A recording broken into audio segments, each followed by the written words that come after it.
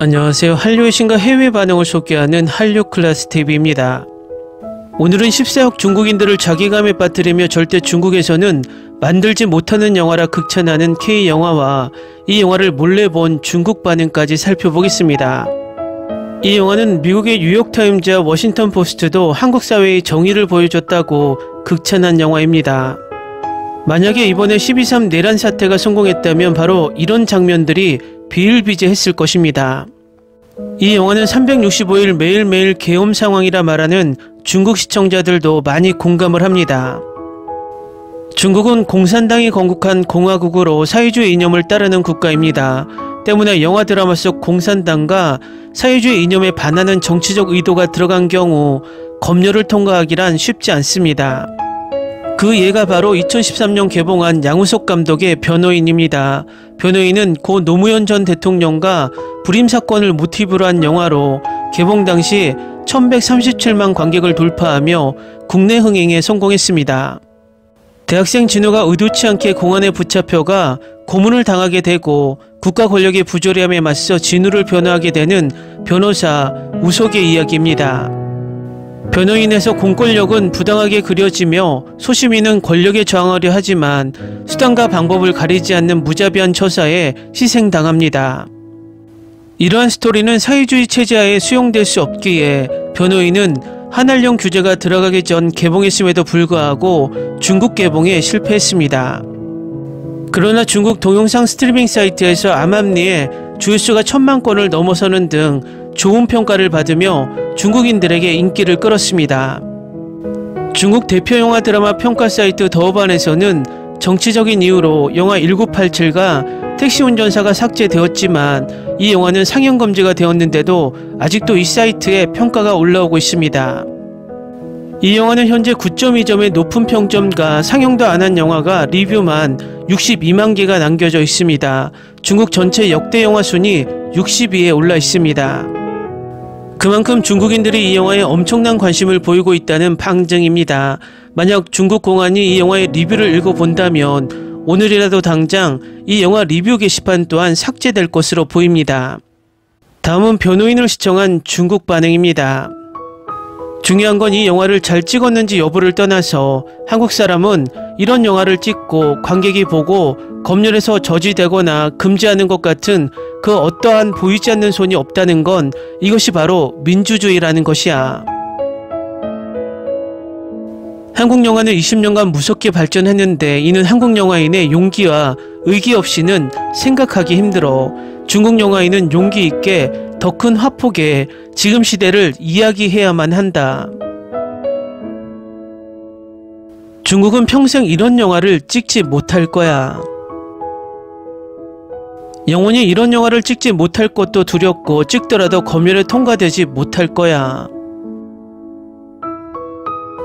진정한 민주주의는 엄청나게 많은 사람의 부단한 분투가 필요한 것인지 우리는 그들의 30년 후인 지금에도 그토록 감동적인 장면이 나올 수 없었어.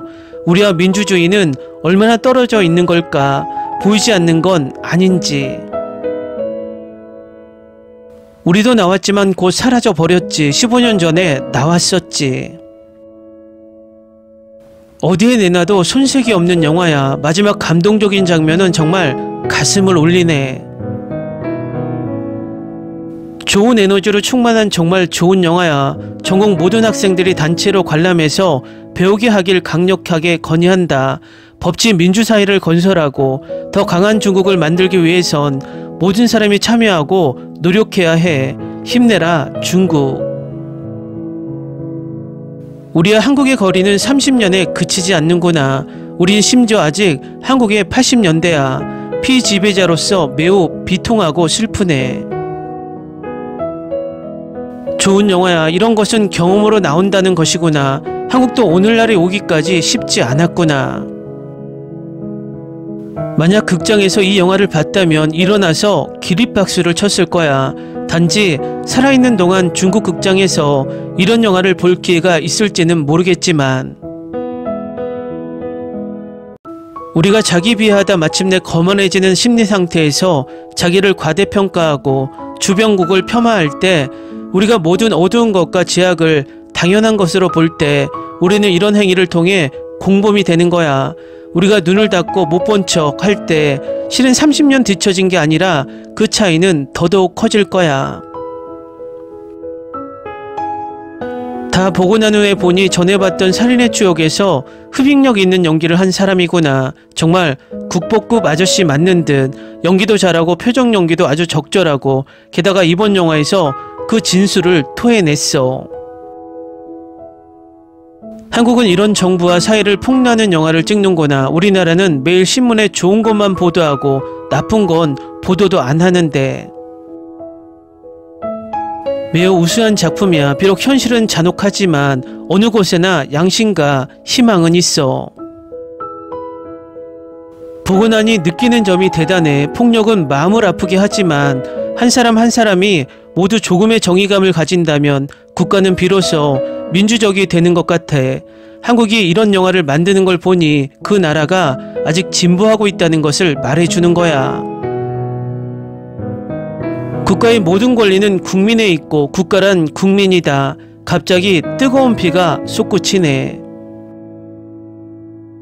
대다수 국가의 민주화 진행 과정은 다양한 운동을 통해 시작해 모든 통치 정부는 공권력을 남용해서 군중을 폭력으로 진압하고 국민에게 벌을 내려 핍박하는 수단은 유사하지.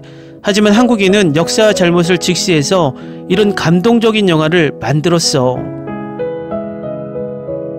어떠한 각도에서 보더라도 이 영화는 볼만한 가치가 있어. 연기자 모두 연기가 아주 좋아. 임시완은 단순히 아이돌에서 머물려고 하지 않는 것 같아. 시위가 사회를 바꿀 수 있을까? 알 수는 없지만 모든 변화는 피와 살의 투쟁에서 오지. 영화 자체는 빈약하지만 그 이념은 훌륭하고 그 본질을 파헤치고 있어. 일종의 이념이 앞서고 감정이 뒤따르는 작품이야. 중국에도 이런 작품이 있지. 다만 그 이념이 공정과 정의, 법치 정신이 아니라 사회주의와 현실주의라 그렇지. 법조인이라면 반드시 변호인을 보세요. 변호사, 판사, 검사, 경찰. 보통의 법무원이라면 영화에서 자신을 찾을 수 있을 것이고 현실에서 방향을 찾을 수 있을 것입니다.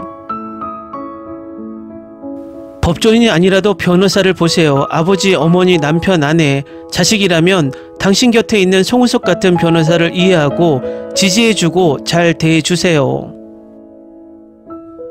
좌우를 막론하고 사실이 이미 무수히 증명했지. 법치가 인치보다 사람의 정당한 권리를 더 보호한다는 것을. 길이 다르지만 장단에 있어서 누가 맞고 틀리다고 얘기할 순 없지. 한 국가의 문명화된 정도에서 가장 중요한 표준은 바로 진정한 객관적인 법치가 있는지 여부야. 한국 애들이 경촌 동지할 영화 변호인을 찍었네. 그들이 자칭 대한민국이 최고라고 자랑스럽게 여기겠지. 아쉬운 건 중국도 계속 향상될 것이라는 점이지.